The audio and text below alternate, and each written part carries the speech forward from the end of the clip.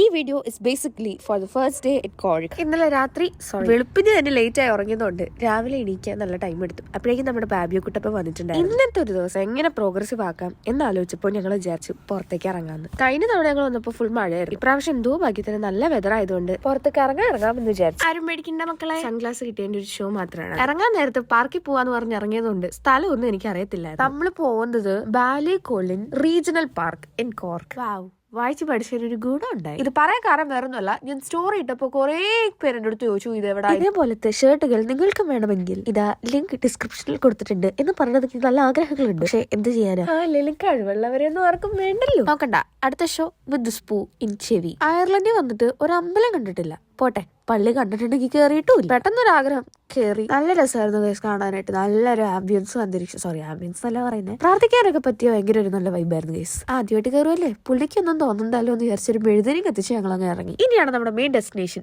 ബാലികോളിൻ regional park. വെറുതെ പറയാല്ലോ കേട്ടോ, ക്ലൈമറ്റും കൂടെ നല്ലതായതുകൊണ്ട് അത്യാവശ്യം നല്ല രസമുണ്ടായിരുന്നു കാണാനായിട്ട്. ആസ് യൂഷ്വൽ എന്തെങ്കിലും കണ്ട വീഡിയോ എടുക്കുക, ഫോട്ടോ എടുക്കുക. ഒരു ഇൻഫ്ലുവൻസർ ആയി എനിക്ക് അത് തന്നെയാണല്ലോ ഫസ്റ്റ് പ്രയോറിറ്റി. എങ്ങനെ നമ്മുടെ ഐറിഷ് കുപ്പി മാസ് കാണിക്കാൻ ഇറങ്ങിയിട്ടുണ്ട്.